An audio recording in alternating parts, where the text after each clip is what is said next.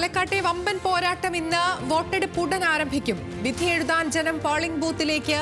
വോട്ടെടുപ്പ് വൈകിട്ട് 5 മണിവരെ. വിജയപ്രതീക്ഷയിൽ മുന്നണികൾ.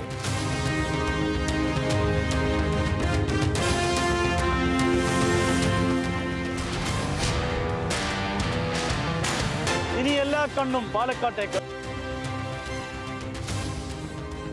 ഉപതെരഞ്ഞെടുപ്പിലെ വോട്ടെടുപ്പ് ദിനം പ്രേക്ഷകർക്കൊപ്പം ന്യൂസ് മലയാളവും. പാലക്കാട് നിയമസഭാ മണ്ഡലങ്ങളിലെ പോളിംഗ് ബൂത്തുകളിൽ ന്യൂസ് മലയാളം ടീം സജ്ജം. ഓരോ പഞ്ചായത്തുകളിൽ നിന്നുള്ള തത്സമയ വിവരങ്ങൾ അറിയിക്കാൻ ന്യൂസ് മലയാളം.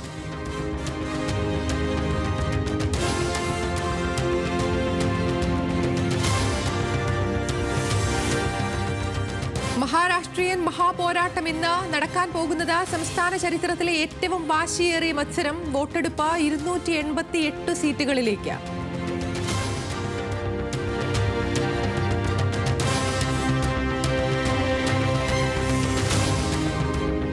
ജാർഖണ്ഡ് മഹാരാഷ്ട്ര തെരഞ്ഞെടുപ്പുകൾക്കൊപ്പം ഇന്ന് 5 സംസ്ഥാനങ്ങളിൽ ഉപതെരഞ്ഞെടുപ്പ്. വോട്ടെടുപ്പ് 15 നിയമസഭാ മണ്ഡലങ്ങളിലേക്ക്. ഉത്തർപ്രദേശിൽ 9 ഉപതെരഞ്ഞെടുപ്പ്.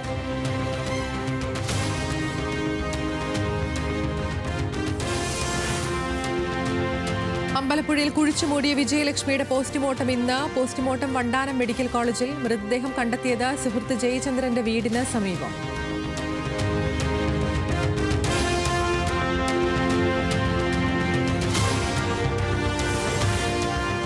മഞ്ചേശ്വരം തെരഞ്ഞെടുപ്പ് കോഴക്കേസിൽ സർക്കാർ നൽകിയ അപ്പീൽ ഇന്ന് ഹൈക്കോടതിയിൽ. പരിഗണിക്കുക. കെ സുരേന്ദ്രനെ കുറ്റവിമുക്തനാക്കിയ സെഷൻസ് കോടതി ഉത്തരവിനെതിരായ അപ്പീൽ. ഹർജി സുരേന്ദ്രനടക്കം 6 പേരെ വെറുതെ വിട്ട ഉത്തരവ് റദ്ദാക്കണമെന്നാവശ്യപ്പെട്ട്.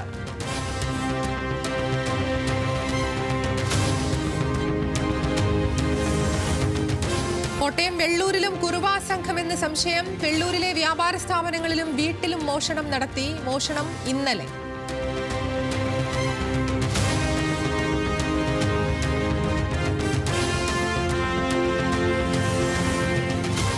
ഷുക്കൂർ വധക്കേസിൽ വിചാരണ നടപടികൾ ഇന്ന് ആരംഭിക്കും. കേസ് പരിഗണിക്കുന്നത് എറണാകുളം CBI കോടതി. പ്രതികളായ P.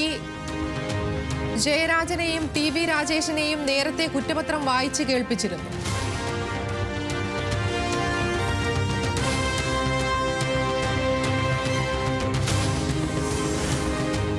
മുൻമന്ത്രി ആന്റണി രാജു പ്രതിയായ തൊണ്ടിമുതൽ കേസിലെ അപ്പീലിൽ സുപ്രീം കോടതി വിധി ഇന്ന്. വിധി വിചാരണ നേരിടണമെന്ന ഹൈക്കോടതി വിധിക്കെതിരെ ആന്റണി രാജു നൽകിയ അപ്പീലിൽ വിചാരണ കോടതി ശിക്ഷിച്ച പ്രതിയെ ഹൈക്കോടതി വെറുതെ വിട്ടിരുന്നു.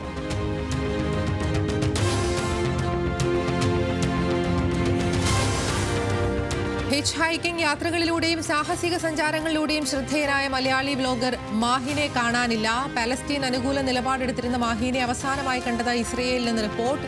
ഇൻസ്റ്റഗ്രാമിൽ മാഹിനുള്ളത് 7 ലക്ഷത്തിലധികം ഫോളോവേഴ്സ്.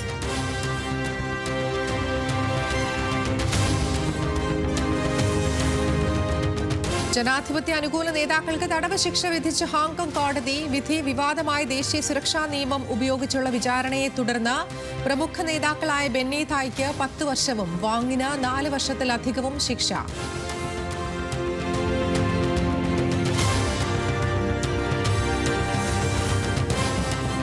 അർജന്റീന ഫുട്ബോൾ ടീം കേരളത്തിലേക്ക്. ഇന്ന് കായിക മന്ത്രി ഔദ്യോഗികമായി പ്രഖ്യാപിച്ചേക്കും. വാർത്താസമ്മേളനം രാവിലെ 9:30. ലയണൽ മെസ്സി വരുമോ എന്നതിൽ ആകാംക്ഷ.